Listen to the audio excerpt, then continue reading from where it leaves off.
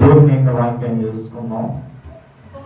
కుమారులారా, సంతోపదేశమును ఇది మీరు ఇదేకున్నట్టు ఆలకించుడి. నేను సదోపదేశము చేసేది నా బోధన ప్రోత్సహించుడి. దేవునికి మహిమ కలుగునుగాక. హల్లెలూయా, హల్లెలూయా. కుమారులారని యెషయా ప్రవక్త వారి యొక్క వాక్యం మాట్లాడుతున్నారు. ఎవరు మాట్లాడుతున్నారు? ఇశ్రాయేలు ప్రజలకి ఈ వాక్యాన్ని దేవుడు అందించున్నాడు. ఏం మాట్లాడుతున్నాడు? కుమారులారన తండ్రి యొక్క ఉపదేశమును ఆలకించండి, అంటే తండ్రి మాటలు మీరు ఆలకించండి అని ఇశ్రాయేలు ప్రజలకి యెషయా ప్రవక్త మాట్లాడుచున్నాడు.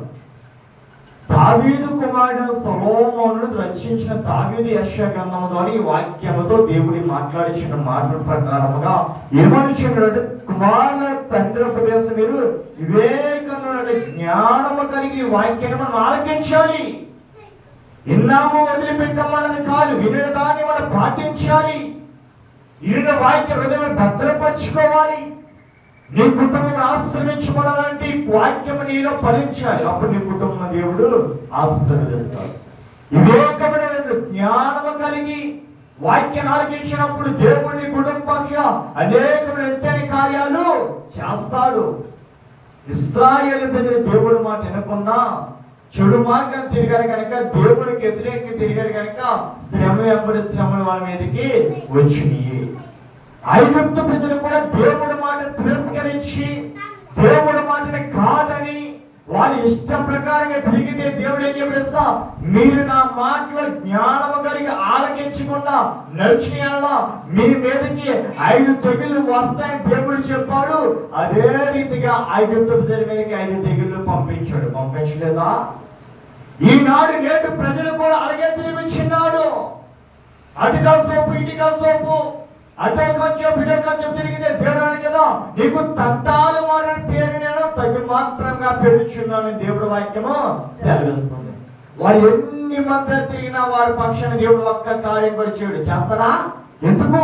వారు నడుస్తున్నారని జ్ఞానిస్తున్నారా? కుమారులారా అనగా జ్ఞానము కలిగిన కుమారుల తండ్రి ఉపదేశం మీరు ఆలకించుడి. జ్ఞానోపదేశం ఆలకించాలి.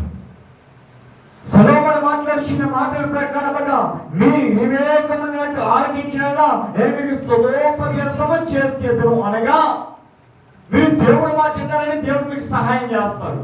ఎలా సహాయం చేస్తాడు? కష్టకాలంలో దేవుడు మీకు సహాయం చేస్తాడు. శ్రమ దేవుడు దేవుడికి సహాయం చేస్తాడు. ఎవరు విడిచినా నీ దేవుని నిలవడు వేడబాయుడు దేవుడి వాక్యము సెలవిస్తుంది. నేను మీకు సదోపదేశము చేసేది అనగా నేను మీకు సహాయము చేసి. దేవుడు ఎలా సహాయం చేస్తాడో తెలుసా? ఎలా వస్తాడో తెలీదు. ఎవరితో నీకు సహాయం చేస్తాడో తెలీదు. ఎవరి చేత నీకు సహాయం చేస్తాడో, నువ్వున్న దినములో నువ్వున్న కష్టాల నుంచి ఎలా లేపుతావు కూడా తెలియదు. తెలుసా? మీరు తండ్రికి లోబడి ఉండాలి. ప్రభు ఎంతో భయభక్తులు కలిగిన యెహోవాను ఆశ్రయిస్తాడు. జ్ఞానము కలిగి నడవాలి, విముక్తి కలిగి నడవాలి. సదోపదేశము చేస్తారు. ఎప్పుడు చేస్తారంటే మీరు ప్రభువునందు నమ్మకం కలిగినప్పుడు దేవుడికి ఏం చేస్తాడు? సహాయము చేస్తాడు. చాలా మంది ప్రార్థనకి వెళ్తానికి జ్ఞానం కలిగి ఉంటారు. ప్రార్థనకి వెళ్ళేది పాటలు పాడటానికి, ప్రార్థన చేయడానికి కాదు. దేవుడు చెప్పిన వాక్యాన్ని పాటించాలి. వెళ్ళాము, పాటలు పాడొచ్చాము, వెళ్ళి దేవుడిని చూసి వచ్చాము, మనిషిని చూసి వచ్చాము, మనిషిని మెప్పించి వచ్చాము, మనిషిని చూసి వచ్చామని కాదు. నువ్వు నీ దినంలో ప్రార్థనకి వెళ్ళా ఒక్కసారి దేవుడిని చూసాడా? దేవుడిని చూసావా? దేవుడితో మాట్లాడావా? దేవుడిని ప్రార్థన ఆలకించాడా? దేవుడు అన్నాడు కదా, మీరు వివేకముతో ప్రార్థన చేసేయాలా మీ కార్యము దేవుడు సఫలం చేస్తాడు. చేయడా? ఒక గ్రామంలో 2 స్త్రీలు ఉన్నారంట. 2 స్త్రీలు కూడా ప్రార్థనకి వెళ్ళిపోయారు. ఒక స్త్రీ 360 రోజులు బైబిల్ సంఖ్యలో పెరిగి ప్రార్థన మారకుండానే వెళ్ళిపోయేదంట. ఒక్క రోజు కూడా జ్ఞాపించింది కాదు. ఇంటిలో ప్రార్థన చేసుకునేది. ప్రార్థన ప్రార్థన ప్రార్థన అంటే ఏముండదంట. ఇంకో స్త్రీ కూడా ప్రార్థన చేసేది. ఎప్పుడు ఆమెకి సమయం దొరికినప్పుడు ఏదో నెలలో 1 వారం ప్రార్థనకి వెళ్ళి వచ్చేదంతే అంట. ఎంత అనుకున్నారంట, రోజు నేను ప్రార్థన చేసేటప్పుడు దేవుడు నన్నే చూస్తాడు, దేవుడు నా ప్రార్థన ఆలకిస్తాడు, దేవుడు నా వైపు చూస్తున్నాడు, దేవుడు నా కుటుంబం ఆశ్రయించాడని గర్వంతో చూస్తున్నాడు. కానీ దేవుడు ఎవరిని చూస్తున్నాడు తెలుసా? సంవత్సరంలో ఒక్కసారి, నెలలో ఒక్కసారి ఎంత చూసా ఆమె వైపే దేవుడు చూస్తున్నాడు. దేవుడికి మహిమ కలుగును గాక. ఎందుకంటే గర్వం చేత ఇచ్చుచున్నవి గర్వం పంటేను పోయేదు. చాలా మంది ప్రార్థనకి వెళ్తారు కానీ వారు మనసు పొందరా? ప్రార్థనకి వెళ్తారు కానీ జ్ఞానం కలిగి నడవరు. ప్రార్థనకి వెళ్తారు కానీ సమాధానంగా ఉండరు. ప్రార్థనకి వెళ్తారు కానీ ఒడ్ల పట్ల ఒకటి సమాధానం ఉండదు. ఉంటుందా? ఎందుకు వెళ్తారు? తెల్ల బట్టలు వేసుకుంటే తెల్ల మనిషి అయిపోతామా? బైబిల్ పట్టుకుంటే పరిశుద్ధం అయిపోతామా? నువ్వు జ్ఞానం కలిగి నడవాలి. మనసు కూడా తెల్లగా ఉండాలి. ఇరుగు పడిపోతూ సమాధానం లేని ప్రార్థన, ఎందుకు పనికిరాని ప్రార్థన. అనగా దేవునికి వాక్య ప్రమాణంగా కుమార తండ్రి ఒక ఉపదేశం మీరు ఆలకించుడి అని దేవుడు వాక్యం సెలవిస్తుంది. రేయి పగల ప్రార్థన పరిగెత్తిపోతాం కాదు, ఇంటి పక్క చుట్టూ వాళ్ళతో సమాధానంగా ఉండవు. ఇరుగు పడిపోతే సమాధానం ఉంటావా? తంటాల వారి నోరు జాగ్రత్త అదుపులు ఉంచుకోమని దేవుడు వాక్యము సెలవిస్తుంది. ఇక్కడ దేవాది దేవుడు మాట్లాడిన మాటల ప్రకారం మాటలు బట్టి మూడొచ్చిన కదా, నా తండ్రిని కుమారుని ఉంటే నా తల్లి కుమారుని యాకో కుమారుని దేవుడికి మహిమ కలుగును గాక. హల్లెలూయా, హల్లెలూయా.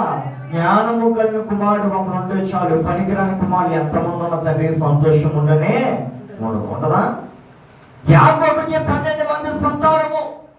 ఆ 12 మంది సంతానంలో కూడా సంతోషమైన బిడ్డలు 11 మంది ఉంటే ఒకే బిడ్డ వాళ్ళ సంతోషం ఉండేది, అతని యాషాబు. అతను తప్ప యాకోబుకి ఎక్కడ కూడా సంతోషం లేదు. ఉన్నా చాలా మంది తల్లిదండ్రులు సంతోషం లేదు. ఏం చేస్తా? బిడ్డ ఎంత సంతోషం లేక, మనశ్శాంతి లేక, ఏం చేయాలి తోచిగా, ఎటు చూస్తున్నా బాధలే. తాగేస్తే బిడ్డలు ఇష్టాసనంగా మాట్లాడి తల్లిదండ్రిని శోధించడం, కొట్టడము, తిట్టడము, మమ్మల్ని పెంచిన వాడు ఎవరు లేరనుకుంటున్నావా? దేవుడు ఎవరు చూసుకో. చాలా మంది ఎవరొస్తారు, ఎవరు చేస్తా తల్లిని కొట్టడం, తండ్రిని కొట్టడం, మమ్మల్ని మించుడు ఎవరు లేరనుకున్నారు. నీలాంటి వారు గొప్పవారు ఎంతో మంది సమాధులు పోల్చబడిన లేదా? తల్లిని తండ్రి దోషించేవాడు ఇది ఎలా ఉండదు తెలుసా? రోడ్ల మీద తిప్పని తిరుగుతారు. తిరిగేదా? వారి కళ్ళు లోకాకులు పీకలేను, వారి బ్రతికేది ఎదుగులేని కానీ చీకటిలో నివసించింది ఎవరా? తల్లిని తల్లి తిరస్కరించేవాడు ఈ లోకంలో నడిచిన వాడు ఎక్కడ కూడా లేనే లేడు. అన్నాడా? తల్లిని కొట్టేది, తండ్రిని కొట్టేది గొప్ప అనుకున్నావేమో, అది గొప్ప కాదు. రేపు నువ్వు కూడా తండ్రి అవుతావు. అవువా? నీకు కుమారులు వస్తారు, రారా? చాలా మంది చూడండి, ఇంటి పక్కన కొడతాయని ఇంకోటి పక్కన కొడతారు. ఇది కొడతానని ఆ ఇంటి పక్కన అంట, ఆ తండ్రి నాయ కొడతాను, ఈ తండ్రి ఈ కొడతానంట. గొప్ప వచ్చి దేవుడి వాక్యం సెలవిస్తున్న మాటల ప్రకారముగా తల్లిని తండ్రిని ద్వేషించే వాడికి మరణ శిక్ష కంపల్సరిగా వచ్చిన దేవుడి వాక్యము సెలవిస్తుంది. తాగేసి ఏం చేయాలో తెలియక తల్లిని పట్టుకొట్టి అతను తల్లి ఏంటో తెలియకుండా మాట్లాడే చాలా మంది ఉన్నారు లేదా? వారి మాటల చేత తల్లి హృదయాలు పగిలిపోతాయి. వారు మాట్లాడే మాటలకి తల్లి హృదయాలు పగిలిపోయి ఏడ్చలు తోచగా మరణ స్థితిలోకి వెళ్ళిపోతాం అనుకుంటారు. చావో బ్రతుకో తెలియని స్థితిలోకి వెళ్ళిపోతారు. చాలా మంది ఉన్నారు అంటారు లేదా?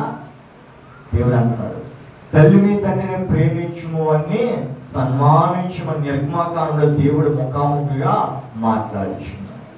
తల్లిని తండ్రిని ప్రేమిస్తే నువ్వు దీర్ఘాయువు అవుతావు. తల్లిని తండ్రిని ఆశ్రయిస్తే నువ్వు దీర్ఘాయువు అవుతావు. ఒకవేళ నేను ఎవరు మోసం చేసినా దీవించబడతావు. దీవించబడవా? తల్లి తండ్రిని ప్రేమించే వారికి ఏ అపాయం రాదు. వస్తుందా? ఒకవేళ వచ్చినా కానీ అది మేలుగానే చేస్తాడు దేవుడు. చేయడా? యాషాబు తల్లికి తండ్రికి లోపడిన వాడు కనుక అపాయం వచ్చినా అపాయాన్ని మేలుగానే చేస్తాడు. చేయడా? ఎక్కడైతే బానిసగా బతుకాడో అక్కడ రాజుగా దేవుడు చేస్తాడు. దేవుడికి మహిమ కలిగిన గాక. హల్లెలూయా, హల్లెలూయా. తల్లిని తండ్రిని కొట్టిన వాడు ఒత్తిడినట్టు లోకంలో ఎక్కడ కూడా లేనే లేదు. గొప్పవాడు అనుకుంటున్నావా? కన్నడ వాడు అనుకుంటున్నావా? నేను తప్ప ఎవరు ఏం చేయాలనుకుంటున్నావా? ఒకనాడు దేవుడు వస్తాడు, రాడా? చూస్తాడు. ప్రతిదీ దేవుడు చూస్తాడు. నీకన్నా గొప్పవాళ్ళు ఎంతో మంది ఇప్పుడు తల్లి కొట్టేవాడు. తల్లి తండ్రికి భారం అయిపోయి బయటికి తీసుకుపోయి అనాథాశ్రమంలో చేర్చే పిల్లలు లేరా? తల్లిదండ్రి ఆస్తి పంపగలు పడుతున్నట్టు తల్లి ఎదుగో ఒక నెల నువ్వు చూడు, ఒక నెల నేను చూడు అని పంపగలు పెట్టు లేదా? దేవుడు వాక్యం సెలవిస్తున్న మాటల ప్రకారం గ్రంథానికి ఏమంటున్నాడు దేవుని యొక్క వాక్యము? దేవుడి వాక్య ప్రకారముగా నా తండ్రి నా కుమారుడిగా ఉంటుంది. ఎలా ఉన్నా నా తండ్రికి కుమారుడిగా ఉంటుంది. ఏ తండ్రికి? పరమ తండ్రికి కాకుండా నేను కన్న తల్లిదండ్రులు ఎలా ఉండాలి? కుమారుడు వలె ఉండాలి. ఉన్నావు ఈ వచ్చిన పరిశుద్ధమైన లేఖనం సెలవిస్తుంది. చాలా మంది తండ్రిని కొట్టేసి బయటికి లాగేసి బయటికి గెంటేసి భార్యతో సంతోషపడే పెట్టిలో ఎంతో మంది లేదా? దేవుడు ఎందుకంటే కదా ఒకనాడు నీ భార్య గర్భవతి అవుతుంది, ఆమె తల్లి అవుతుంది, నువ్వు తండ్రి అవుతావు. అప్పుడు నీ తండ్రికి పట్టిన స్థితి నీకు కూడా పట్టుతుంది అని దేవుడు వాక్యం. ఒక కుమారుడు అంట తండ్రిని కొడతనే ఉండకూడదు. కొట్టి కొట్టి కొట్టి కొట్టి ఒకనాడు తండ్రి చనిపోడంట. కొట్టిన కుమారుడు ఒకనాడు తండ్రి అయ్యి పెద్ద కుమారుడు కూడా ఆ కుమారుడు తండ్రిని కొడుతుంటే ఆ తండ్రి చనిపోదు కదా, ఆ కుమారుడు సమాధి దగ్గరికి ఏడుస్తున్నాడంట. తండ్రి ఈనాడు మేము పడుతున్న బాధ నన్ను పడ్డావా అని ఏడుస్తున్నప్పుడు హృదయం పొగిపోయి ఏడుస్తుంటే ఏమవుతుంది? ఎవరు తీసుకున్న గోతులు వాడే పడతాడు. పడ్డా తండ్రిని కుట్టేయడం వల్ల మనకు గొప్ప రాదు అసలా అంటారు కదా. ఇదిగో పూర్ణత్రులని పూర్ణం చేసి తల్లి తిట్టినాడు. ఎక్కడ పూర్ణ గొప్పడు అది చెట్టు కింద పుట్టగా నేర్చున్నాడు. ఎవడా తల్లిని కొట్టేది గొప్ప, తండ్రిని కొట్టేది గొప్ప కాదు. తల్లిని తండ్రి ప్రేమించాలి, తల్లికి తండ్రికి లోపడి ఉండాలి. నువ్వు ఎప్పుడైతే తల్లి తండ్రి సాగిలి పడ్డావో అప్పుడే దేవుడిని ఆశ్రయించినా దేవుడు వాక్య ప్రకారం అంటున్న మాటల ప్రకారం అంటారు కదా. దేవుని యొక్క తల్లి దృష్టిని ఎలా ఉన్నా సుకుమాని ఏక కుమారుడిగా ఉంటుంది. ఎలా ఉన్నా సుకుమారమైన ఏక కుమారుడిగా ఉన్నట్టే పరిశుద్ధమైన కుమారుడిగా ఉంటుంది. మరియమ్మ తల్లి గారికి కుమారుడు యేసు ప్రభు ఎలా చేస్తే పరిశుద్ధమైన కుమారుడిగా ఉన్నాడు. ఏ నేరము చేయనివాడు, ఏ పాపము చేయనివాడు, తల్లికి తండ్రికి గొప్ప పేరు తెచ్చిన కుమారుడు ఎవరు ఉన్నారంటే మన యేసు క్రీస్తు. సుకుమారమైన కుమారుడు కన్నా పరిశుద్ధమైన కుమారుడు ఎవరు ఉన్నారంటే ఆయన ప్రభు అయిన యేసు క్రీస్తు.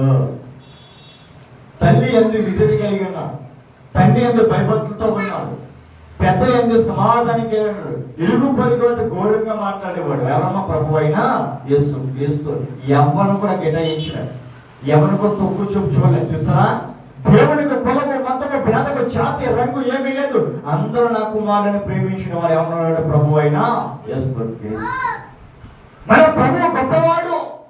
ఎంత గొప్పవాడంటే నువ్వున్న స్థితిని చూసి దర్శించడాలంటే మన ప్రభు అయినా యేసు క్రీస్తు ఉన్నాడు. ఈనాడు చాలా మంది వాక్యాన్ని పాటించడం లేదు, లోక సమాజాన్ని ఆశ్రయిస్తున్నారు, లోకాన్ని తిరిగి నడిచి ఉన్నారు, ఐదవ తిరిగి నడిచి ఉన్నారు. కానీ దేవుడి వాక్య ప్రకారం వచ్చి అనుకోలేనే లేదు. ఆనాడు పరోస్థితి చూసుకుంటే ఎలా ఉంది తెస్తా?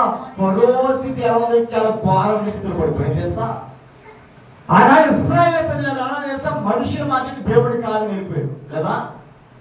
ఆయన ఇశ్రాయేలు ప్రజలు దేవుడి మాట కాదని పరో మాటకి లోబడి పరో మాటకి విలువించి దేవుడి మాట కాదని దేవుడి మాట తిరస్కరించి వెళ్ళిపోయారు. ఏమైనా వాళ్ళు త్రాగుచ్చి అనేది రక్తమగా మారబడింది మాగదా. వారి తిరిగిన ఆహారము మిడతలుగా బొచ్చికలుగా కప్పలుగా మారిపోయి తిండి లేక నీరు లేక ఏమైనా ఆకలి దెబ్బతో చనిపోయే వాళ్ళు చాలా మంది ఉన్నారు. మనుషులు సహాయం కోసం చచ్చిన వాడు ఉన్నారేమో కానీ దేవుడి సహాయం కొనేవాడు చచ్చిన వాడు లేచిన వాళ్ళు చాలా మంది ఉన్నారు. దేవుని మహిమ కలుగును గాక. హల్లెలూయా హల్లెలూయా. నీకు ఏ వ్యాధి ఉన్నా దేవుడు స్వస్థత ఇస్తాడు. ఎవరా? దేవుని యొక్క వాక్య ప్రకారం నేను మాట్లాడుతున్న మాటల ప్రకారం కూడా అలాంటి మాటలు బట్టి రావచ్చు. ఆయన నాకు బోధించి నాకు నిర్ణయించినాడు. నేను హృదయం పట్టుకోవాలి మాటలు పట్టుకొని ఏమన్నా నీ హృదయమైన పలికి మీద మాటలు పట్టుకోవాలి. ఎలా పట్టుకోవాలి? హృదయంతో పట్టుకోవాలి. హృదయం అనగా పరిశుద్ధమైన హృదయంతో దేవుడి మాటలు పట్టుకున్నావంటే నువ్వు ఆశీర్వదించబడతావు. అంతేగాని బంధానికి ఏదో మన బంధువులు వెళ్ళారు కదా, మన స్నేహితులు వెళ్ళారు కదా, మన పెద్దలు వెళ్ళారు కదా, పూర్వీకులు వెళ్ళారు కదా, ఏదో సాంప్రదాయ ప్రకారంగా కాదు. నీ హృదయ ప్రకారంగా దేవుడి ఎద్దకు వెళ్ళాలి. హృదయం మార్చుకోవాలి, మారి మనసు పొందాలి, మార్పు చెందాలి. నువ్వు ఎప్పుడైతే హృదయాన్ని మార్చుకున్నావో అప్పుడే దేవుడు మాట్లాడతాడు. మార్పు లేని బ్రతుకు ఎందుకు పనికిరాదు. దేవుడు వాక్యం చదివేస్తుంది కదా, ఆయన ఏమన్నాడమ్మా, ఆయన నాకు బోధించి ఎట్లా అంటాడు, ఏమన్నాడు, నీ హృదయమైన పట్టుదలతో నా మాటలు పట్టుకో. నీ హృదయమైన పట్టుదల కనుక నీ మనసు నా మాటలు పెట్టుకోవడం. ఏ వాక్యం? ఈ వాక్యం నీ హృదయంలో పెట్టుకోవాలి. పెట్టుకోవా? చాలా మంది ప్రార్థన పరిగెత్తికేస్తారు, సభలో పరిగెత్తికేస్తారు, వింటే ఎక్కడ విడిగా పరిగెత్తి వెళ్ళిపోతారు. అక్కడ ఏం చెప్తా తెలుసా? నీ భర్తని సాగిలి పడము, నీ భర్తను ప్రేమించుము, నీ భర్తని ఆహారం పెట్టుము, నీ భర్త యందు సమాధానం కలిగిన దేవుడు వాక్యం చెప్పింది. నువ్వు అంటున్నావా?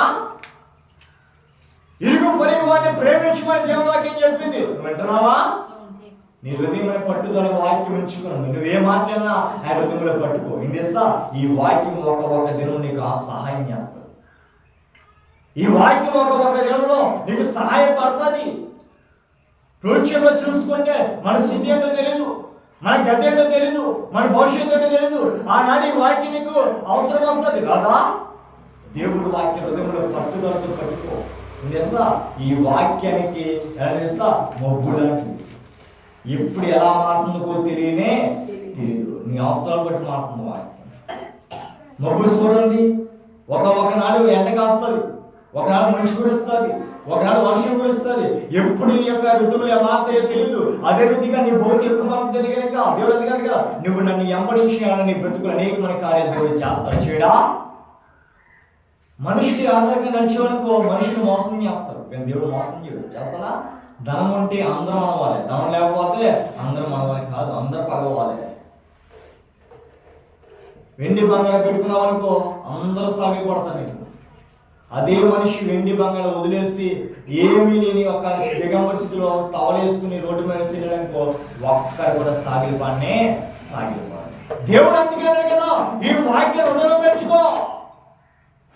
ఆయన వాక్యం పరిశుద్ధమైనది, ఆయన మాటలు పరిశుద్ధమైన మాటలు. దేవుడు వాక్య ప్రకారముగా నువ్వు వాక్యం చెప్తే వెళ్ళినప్పుడు ఎవరు ఆటంకపరిచినప్పుడు వాడిని కొట్లా, నువ్వు కొట్టించుకో. ఇది సువార్త చేత కాకుండా చాలా మంది అడ్డగిస్తున్నారు. వాడిని కొట్టడమో తిట్టడమో కాదు, వాడు కొట్టడం కొట్టించుకో, వాడు తిడితే తిట్టించుకో. తగ్గింపు ఉండు. వాడు నువ్వు కొట్టి వాడి కొట్టి నువ్వు కొట్టి వాడి కొట్టి ఆయనకి సమానం ఉందా? సమానం లేదు. తేడా ఉందా? దేవుడు వాక్యం చదువుతుంది. నీ హృదయమైన పట్టుదల మీద వాక్యాన్ని పట్టుకోను. అంటే హృదయంతో వాక్యాన్ని పట్టుకోవాలి, మనసులో పెట్టుకోవాలి వాక్యాన్ని. అడెవరు నీ తల్లిని తిట్టాలని, అడెవరు తండ్రిని తిట్టాలని, అడెవరు నీ తిట్టాలని, భార్యని తిట్టాలని, కుటుంబం దేశించాలని ఆ పనికి మన చెత్త హృదయంలో కాదు, పనికొచ్చే వాక్యం హృదయం పెట్టుకో. దేవుని వాడు తగ్గు మాత్రమైన సమాధానం కలిగినప్పుడు హెచ్చించబడదు. దేవుని వాక్యము ఆడెవడో ఒక నాడంట నీ తల్లిని తిట్టాడు, అది హృదయంలో పెట్టుకుని వాడిని తిట్టడం కాదు. దేవుడు ఏమో తెలుసా? నీ హృదయమైన పట్టుదల వాక్యం తప్ప ఏది కూడా పెట్టుకోనే పెట్టుకో. పనికొచ్చే పెట్టుకో, పనికి రానే కాదు. పనికొచ్చే చెట్టు ఉంటే చాలు, పనికి రాని చెట్టు 100 ఉంటే దేవుడు వాక్యం ప్రకారంగా ఆయన మాట్లాడించిన మాట్లాడు ప్రకారంగా ఆయన నాకు బోధించిన వాక్యం అంటే మాట నీ హృదయమైన పట్టుదల మీద వాక్యాన్ని పెట్టుకోను. ఎవరొస్తూ ప్రార్థనకి వెళ్తా? తల్లిని ప్రేమించు, తండ్రిని సాగిలి పడు, తండ్రిని చూడటం, తండ్రికి ఆహారం పెట్టడం, తల్లికి అన్నం పెట్టడం. ప్రార్థనకి వెళ్ళి ప్రయోజనం ఉన్నాయా? ఆడ ప్రార్థనకి వెళ్తారు కానీ తల్లిని చూడటం, ఆడ ప్రార్థనకి వెళ్తారు కానీ తండ్రిని ప్రేమించడు, ఆమె ప్రార్థనకి వెళ్తారు కానీ అత్తగారికి మామయ్య గారికి ప్రేమించడు. ఎందుకు మాత్రం ఆడ ప్రార్థనకి వెళ్తారు, తండ్రిని తల్లి ఎలా చూసుకుంటారో చంటి బిడ్డలో చూసుకుంటారు. అది గొప్ప పేరైతే నువ్వు చేస్తున్నావు. వచ్చినా నాకు వచ్చింది నేను కొట్టి అతను మీరు అనుకున్నావా? రేపు నీ కుమారుడు తాగేసి నేను అడిగేవాడు వల్ల హృదయమైన పట్టుదల వాక్యాన్ని పెట్టుకో. ఈ పరిశుద్ధమైన వాక్యాన్ని హృదయం పెట్టుకో. వాక్యం అనేది ఎప్పుడు అవసరం పడుతుందో లేదు. ఏం చేస్తా? ఈ వాక్యాన్ని జీవితం నడిపించుకెళ్తుంది. మార్గం తెలియ వారికి మార్గం చూపిస్తుంది వాక్యము, బ్రతికంటే తెలియ వారికి బ్రతుకు చూపిస్తుంది వాక్యము. ఈ వాక్యము అన్ని విషయంలో సమాధానం ఇస్తుంది. ఎవరా? ఒక్క కుటుంబంలో సంతోషం లేదు. అవునా? ఏ కుటుంబంలో చూసుకున్నా శ్రమ లేదు, ఏ కుటుంబంలో చూసుకున్నా సమాధానం లేదు, ఏ కుటుంబంలో చూసుకున్న కష్టాలు, బాధలు, శ్రమలు, ఏదో ఒక దరిద్రం, ఏదో ఒక సమాధానం లేకుండా చెప్పుకోలేక, కక్కలేక, మెయ్యలేక, ఎవరితో చెప్పుకో తెలియని స్థితిలో చాలా మంది ఉన్నారు. లేదా?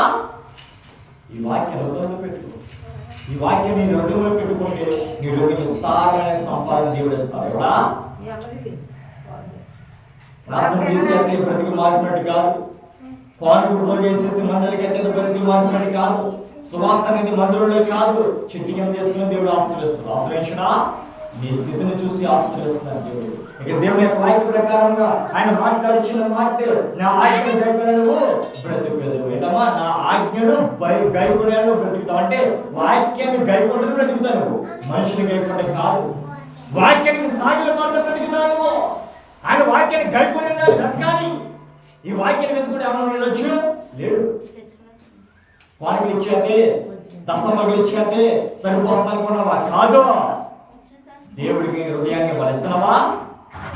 ఆదివారం వెళ్ళిపోయి సాంప్రదాయ ప్రకారముగా బట్టలు తీసుకుని 40 చేతులు పెట్టేసుకుని ఆదివారం ప్రార్థనకి వెళ్ళిపోయి వారికి చేస్తాం, దశమగలు ఇచ్చేస్తాం, ఆ మాయగా దీవించాలని అనుకున్నావా? కాదు. నీ నలిగిపోవడం దేవుడికి కావాలి. ఇస్తున్నావా? అది నా దేవుడికి కావాలి. నీ కానుకలు నీ దశమగలు ఎవరికి కావాలి? నా దేవుడికి కావాల్సిన దేవునికి కావాలి. చెత్త కార్యంతో కూడిన నీ ధనం నాకు అవసరంలే, ఎందుకు పరికరాలు వెండి బంగారం అవసరంలే, పనికి రా నీ హృదయాన్ని మన దేవుడు వాక్యం సెలవేస్తుంది. అలా తీసుకుంటాడా? మనిషితో ఎవరికి పనులు ఎదురొచ్చు. ఇదో మనిషి నడిచేదో డబ్బు మీద నడుస్తున్నారు. మనిషి నడవాలంటే డబ్బు రావాలంటున్నా. కాదు, దేవుడు లేని ఎవరు నడుస్తాడా? డబ్బు లేకుండా బ్రతికినవాడు ఉన్నాడు, దేవుడు లేకుండా బ్రతికినవాడు ఎవరు కూడా లేని దేవుడు ఉన్నాడా? లేని ఆయన పరిశుద్ధమైన దేవుడే. ఈ వాక్యాన్ని హృదయంలో పెట్టుకోవాలి మనం. అంతేగాని ఏది విన్నాము వదిలిపెట్టాము, ఆ వెళ్ళాములే ఆ ఆదరించుకు వచ్చాడే కాదు. ఈ వాక్యం హృదయంలో పెట్టుకోవడం అంటే రేపు పొద్దున దేవుడిని జీవిస్తాను. ఆయన కీర్తి సేవలో తప్పాలి. ఈ వారం ప్రార్థనకి వెళ్ళాం కదా, పలానా వారంలో పలానా సంవత్సరంలో పలానా రోజున ప్రార్థనకి వెళ్ళాం కదా, ఆ వాక్యం ఏ వరకు నుంచి అడుగుతుండే దేవుడు చెప్పగలరు? చెప్పలేదు. అందుకే హెస్కేల్ గ్రంథం చూడాల్సిన 34 దేవుడు చెప్పాడు, ఈ గొర్రెలకి ఏమి లేదు, చూపు లేని గొర్రెలుగా ఉన్నాయి కనుక ఇదిగో ఏది యాత తినేసి ఏమైపోయినాడు, తెగుని కొని తెచ్చుకున్నదా? జబ్బు గొర్రెలు, అనారోగ్యంతో కూడిన గొర్రెలు, తప్పులో కొని వెతికి రక్షించేవాడు ఎవరంటే మన ప్రభువైన యేసుక్రీస్తు తప్ప ఎవరు ఉన్నాడా? దేవుడు వాక్యం సర్వస్వం ప్రకారం ఆయన మాట్లాడే ప్రకారంగా నా ఆజ్ఞను ఏమవుతావు బ్రతికితావు. ఏమవుతామా? బ్రతికితావు. వాక్యాన్ని అమరించడానికి మరణం లేదు. ఉన్నా నేను చూస్తే మరణం భయపడుతుంది. చేస్తా ఇది దేవుడు కుమారుడంట, ఈ దేవుడు నమ్ముకున్నవాడంట. లాజరును చూస్తే మరణం భయపడ్డాడు. ఏం చేస్తా? ఇతను దేవుడు కుమారుడు అని భయపడ్డాడు. భయపడదా? నిన్ను చూసి కూడా ఏం భయపడాలి? చావు నిన్ను చూసి భయపడాలి. మరణం ఎంత కాదు, నేను మరణం వెతుక్కుని వస్తే నువ్వు దేవుడు కుమారుడు అని తెలుసుకుని ఆ మరణం వెనక పరిగెత్తుకుపోవాలి. అది దేవుడు కుమారుడు. దేవుడు వాక్యం చెప్పింది కదా, యెహోవాను నమ్ముకున్న వాడికి మరణం లేదు. ఒకవేళ మరణించినా యాహాన్యకుడు వాడు మళ్ళీ బ్రతుకుదని దేవుడు వాక్యము సెలవిస్తుంది. మనం అందరం దేవుడు నమ్ముచున్నాం. చాలా మంది అయితే ప్రార్థన చేస్తారు, వాక్యాలు చెప్తారు, సంఘాలు కూడ కట్టుకున్నారు. వాళ్ళు చనిపోతే ఎందుకు బ్రతికించలేదు? ఎందుకు చేస్తా? వాళ్ళు అల్ప విశ్వాసులు ఉన్నాయి కనుక విశ్వాసంతో దేవుడిని అమరించాలి, జ్ఞానం కలిగి అమరించాలి, సంపూర్ణ హృదయంతో దేవుడిని అమరించాలి. ఈ వాక్యాన్ని ఎక్కడికి పోయి హృదయం అనే పలక మీద ఎత్తుకోవాలి. చెరుపుకోకూడదు. చెరుపుకొచ్చా ఎందుకు? ఈ వాక్యం ఒకనాడు నీ జీవితంలో సహాయం చేయాలి, నీ బ్రతికి ఉపయోగపడుతుంది. ఈ వాక్యం, ఈ వాక్యము ఎనలేని నీ మీద కొమ్మరిస్తాం. ఏం చేస్తా? ఈ వాక్య ప్రకారముగా ఎంతో మంది బ్రతికలేదా? ఎందుకు? ఇశ్రాయేలు ప్రజలకు వాక్యమే ఆధారమైన కనుక వారి బ్రతుకులు మారినాయి. వారి నడిచే మార్గంలో చెడు మార్గంలో ఏదో చెప్పేస్తా వాక్యమే చెప్పింది. వారు చేసే క్రియలు అపవిత్రమైన క్రియలు ఏదో చెప్పేస్తా వాక్యమే చెప్పింది. ఒకరు చూసి భయపడుతున్నాం, ఒకరు చూసి నువ్వు ఎంతమంది జడుస్తున్నావు. దేవుడు చూస్తా ఆనాడు మోషే ఫరోని ఎదిరించాడు. ఎలాగా? దేవుడు బలాన్ని చూసుకుని. మనుషుల బలాన్ని కాదు, దేవుడు బలాన్ని చూసుకున్నాడు. మనుషుల బలము ఎలాంటిది? తుప్పు లాంటిది, దొరికితే పోతుంది. కానీ దేవుడి బలము ఐరన్ లాంటిది, తుప్పు పడితే పోతేమో కానీ ఐరన్ పోదు. పోత దేవుడి బలాన్ని చూసుకొని దేవుడి బలము కాదు. ఆయన ఎలా వస్తాడో తెలియదు, ఎలా రక్షిస్తాడో తెలియదు, ఎవరికి సహాయం చేస్తాడో తెలియదు, ఎవరికి సహాయం ఇస్తాడో తెలియదు, ఆయనకి ఎలా సహాయం పంపిస్తాడో తెలియదే తెలియదు. తెలుసా?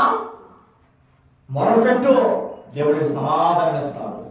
ప్రార్థించు, ఆయనకి సమాధానం ఇస్తాడు. దేవుడా నువ్వు ఫోన్ చేస్తే నీ స్నేహితులు సహాయం చేస్తాడు తెలియదు, కానీ నువ్వు ప్రార్థన చేస్తే కంపల్సరీ దేవుడికి సహాయం చేస్తాడు. చేయడా? నువ్వు ఫోన్ చేస్తే నీ బంధువులు నీ స్నేహితులు నీకు సహాయం చేస్తారో తెలియదు, కానీ నువ్వు మొరపెట్టిన దేవుడికి సహాయం చేస్తా. ఆయన నమ్మదగిన దేవుడు కనుక నీ కొరకు నా కొరకు ఏమేడు బలి అయ్యాడు. ఏ ప్రభుని యేసు ప్రకారం నేను మాట్లాడిన మాటలు బట్టి నా ఆజ్ఞ చేయడం ఏమంటారు? జ్ఞానం సంపాదించి బుద్ధిని జ్ఞానముడు మనుషులు చూసి కాదు, మనుషులను చూసి కాదు, ఇలా బాగున్నాను కదా కాదు, రేపు ఏం చూసి ఆలోచించుకో. ఈరోజు తింటాకు ఉంది కదా, వంటాకు ఉంది కదా, ఈరోజు స్థితి బాగుంది అనుకునేమో, రేపు పొద్దున్న స్థితి ఏంటో తెలియదు. తెలుసా? ఒకరిని చిత్రం చూసి నీ వేలం చేయకు, రేపు నీకు అదే స్థితి పట్టొచ్చేమో. ఒకరిని చూసి నీ వేలం చేయకు, అదే రేపు పొద్దున్న నీకు అదే గతి పట్టొచ్చేమో. ఒకరిని చూసి నవ్వుకో, ఏం తెలుసా? అదే స్థితిలో దేవుడిని ఒకరోజు పడగొట్టొచ్చి మన దేవుడు వాక్యం. ఒకరి చిత్రం చూసి నీ వేలం చేయకు, రేపు నీకు అదే స్థితి పట్టొచ్చు. ఈ లేకపోతే సహాయం చేయి, లేకపోతే మౌనంగా కూర్చో. అంతేగాని నీ చెడ్డవాడిని కళ్ళ ముందు పడ్డాక, నీ శత్రుని కళ్ళ ముందు పడ్డాకని చూసి నవ్వుకో. నవ్వచ్చా?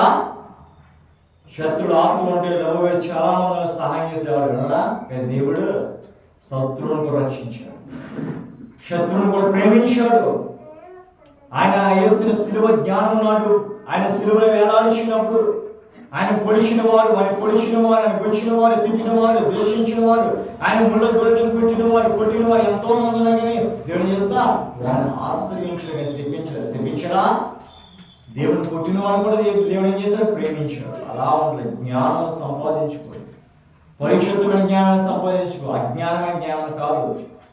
వాక్యం అనుసరించావంటే, దేవుడి వాక్య ప్రకారముగా దేవుడిని వెంబడించావంటే పెద్దలు ఏందో విధి కలిగి ఉండాలి, పెద్దను ప్రేమించాలి, పెద్దలు ఏందో సమాధానం కలిగి ఉండాలి. పెద్దని ఏడవరే కాదు, వాళ్ళని సమాధానంగా పిలవాలి. అప్పుడు దేవుడిని ఆశీర్వదిస్తారు. అంతే. మార్పు అంటే ప్రార్థనకి వెళ్తాం కాదు, మనసు మార్చుకోవాలి. ఈ సంవత్సరం నేను ప్రార్థనకి వెళ్ళిపోతాను, ఇదిగో జనవరి నుంచి నేను ప్రార్థనకి వెళ్ళిపోతాను, తిరస్కారం చేసుకుంటే కాదు, బ్రతుకు మారాలి. అది కావాల్సింది దేవుడికి. నువ్వు ప్రార్థనకు వస్తున్నావా, బైబిల్ చదువుతున్నావా, ఏం చేస్తున్నావో కాదు, నీ హృదయం మారిందా లేదని దేవుడు చూస్తున్నాడు. బ్రతుకు మారింది, మనసులు మారింది, స్థితిలో మారింది, గతిలో మారింది. నీ బుద్ధి మారకుండా నువ్వు ఎన్ని ప్రార్థన చేసినా అది వ్యర్థమైన దేవుడి వాక్యం తెలియవస్తుంది. అసలు మనసు మార్చుకో, నీ మార్గాలు మార్చుకో, నీ చూపుడు మార్చుకో, నీ మాటలు మార్చుకో, నీ క్రియలు మార్చుకో, నీ ప్రవర్తన మార్చుకుంటే నీ దేవుడిని ఆశ్రయిస్తారేమో కానీ మార్పు లేని జీవితం ఎందుకు పనికిరానే పనికిరాదు. జ్ఞానం సంపాదించుకో. ఏ జ్ఞానము? పరిశుద్ధమైన జ్ఞానం. జ్ఞానం సంపాదించుకోవాలంటే ఆనాడు మత్తయి చెప్పాడు కదా, ప్రభువా నేను వెంబడించానంటే ఏం చేయాలంటే ధనము ఆశ్చర్యం కాదు, నన్ను వెంబడించానంటే మంచి కార్యాలు చేయాలి. చేస్తున్నావా ఈ రోజు నువ్వు? మంచి కార్యం ఏంటి? ఆకలి దెబ్బలు ఆహారం పెట్టేసి, వస్త్రాలు పెట్టేసి అయిపెట్టి ఈ పెట్టి కాదు. పాపంలో పడిన వాడిని యాదం చేస్తాం కాదు, వాడి పాపాన్ని వదిలిపెట్టని ప్రార్థన చేయాలి. అది పరిశుద్ధ జ్ఞానం. ఎవరు తాగేసలేకో అని చూసి యాదం చేసి కూడా చాలా మంది ఉంటారు. వాడిని ప్రేమగా మాట్లాడు, వాడు మారతాడు. తాగుబోతుని చూసి యాదం చేసేవాడుకో, అది ఇంకా తాగిడికే బాగా చేయకపోతే మారతాడా? మాట్లాడు. జక్రేని చూసి చాలా మంది యాదం చేసేవాడు. ఈడ అప్పిచ్చేవాడు, మనుషుల మీద ధనాన్ని పిండుకునేవాడు. ఈడ వడ్డీ వ్యాపారం చేసుకోవాలని ఎంతో మంది ఈడు ఆరిపోసుకున్నాడు. కానీ ప్రేమగా పిలిచిన వాడు అక్కడ కూడా లేనే. ఒకనాడు యేసు వచ్చినాడు, జక్రియాని ప్రేమగా పిలిస్తే హృదయం ఏమైపోయింది? పగిలిపోయి మారునాశం పొంది ఎక్కడైతే అన్యాయంగా సంపాదించాడో ఆ సంపాదన అంతా వాళ్ళందరూ పనిచేసేది. ఏం చేస్తా?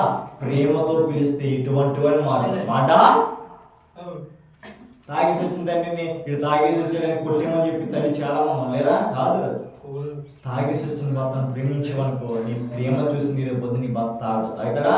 తాగడు. అలా అయితే ఉండాలి. జ్ఞానం సంపాదించుకో, వాక్య ప్రకారం నడువు.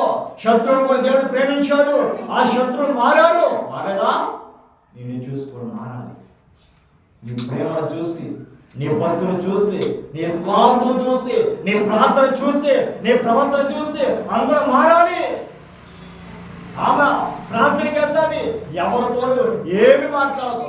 ఆమె ప్రార్థనకి వెళ్తాది, ఎవరితో గద్దెలు పెట్టుకోదు. ఆమె ప్రార్థనకి వెళ్తుంది, ఆ పని ఆమె చేసుకుంటుంది. ఎవరి జోలికి వెళ్దాం అన్నట్టుండే. కానీ ఆమె ప్రార్థనకి వెళ్తుంది, కానీ ఆయన చేసే ఆశ్రమం ఆలోచన. ఆమె ప్రార్థనకి వెళ్తుంది, ఇరుగు పొరుగు న్యాయం అలాంటివి కాదు. ప్రార్థనకి వెళ్ళి వచ్చామంటే మనలో మార్పు రావాలి. అది సమాధానం. ప్రార్థనకి వెళ్ళొస్తాం, ఇంటి పక్కలతో మాట్లాడుకుంటే ఏంటి ఇంకా దేవుడు తెలుస్తాడా? సమాధానం ఇస్తారా? ప్రార్థించే వాళ్ళకి గొడవలంటే సంతోషం ఉండదా? మా కద్యలు పడతాం దేవుడికి ఇష్టం కాదు. జ్ఞానం కలిగిన దేవుడు గొడవ పడేవాడు కాదు, గొడవను సన్మానం చేసేవాడు కానీ గొడవ పెట్టే దేవుడు కాదు. గొడవ పెట్టేవాడా? ఇద్దరు సహోదరులు కలిసి ఉండాలన్నా ఒక స్త్రీ బట్టే, ఇద్దరు సహోదరులు కూడా ఒక స్త్రీ బట్టే. తోడు కూడా ఇద్దరు మాట్లాడుకోనుకో, అన్నదం ఇద్దరు మాట్లాడుకోరు. తోడు కూడా ఇద్దరితో మాట్లాడుకోలేదు, అన్నదం మాట్లాడుకోలేదు. ఇలా ఏం చేస్తే వచ్చి నడిచింది ప్రభుత్వం, స్త్రీల ప్రభుత్వం, పురుషుల ప్రభుత్వం కాదు. దేవుడు వాక్యం సెలవిస్తుంది కదా, వివాహం అన్నది అన్ని విషయంలో ఘనమైనది. అంటే వివాహం చేసుకున్నప్పుడు స్త్రీకి ధనం ఎంత ఉంది, కట్నాలు ఎంత ఇస్తున్నాయి, ఏమి అవుతున్నాయి కదా.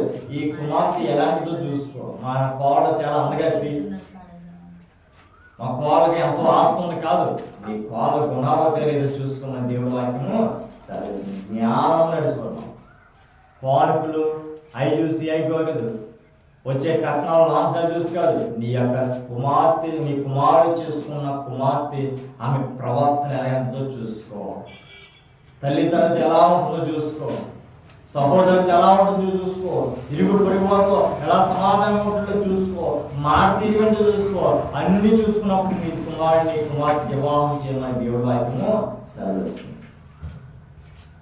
ఇంత కట్నం పెడుతున్నారు కదా, ఇంత బంగారం పెడుతున్నారు కదా అని ఏమపడతాను నీ చేసాకో, రేపు పొద్దున్న నీ కాలు ఏమవుతుంది, గుడితో నిలబడదా అని. జ్ఞానం సంపాదించుకున్న బుద్ధిని అంటే జ్ఞానంతో నీ కుమారుడికి వివాహం చేయడానికి వెళ్ళినప్పుడు ప్రార్థన చేసుకో.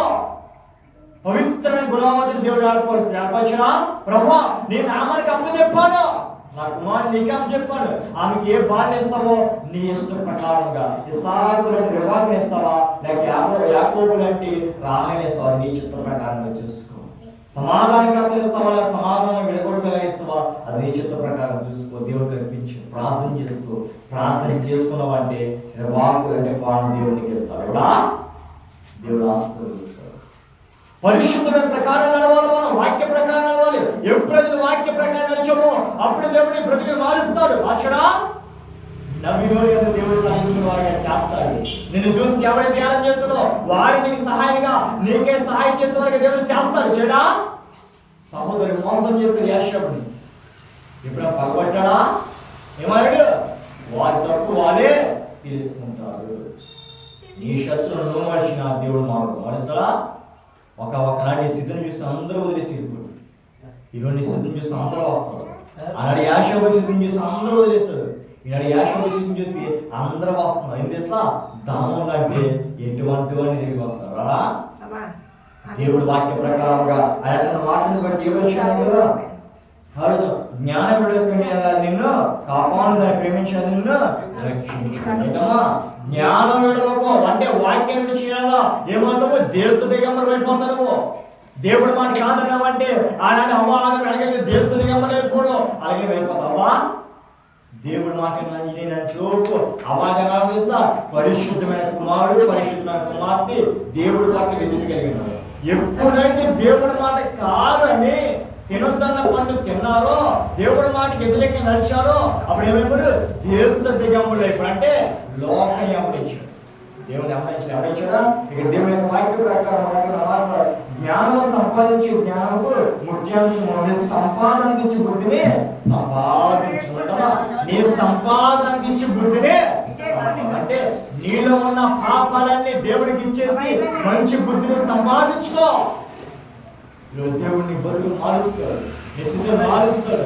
ఎప్పుడు ఒకే దారి కాదు, దారి మార్చుకో. దేవుడిని వెంబడించు.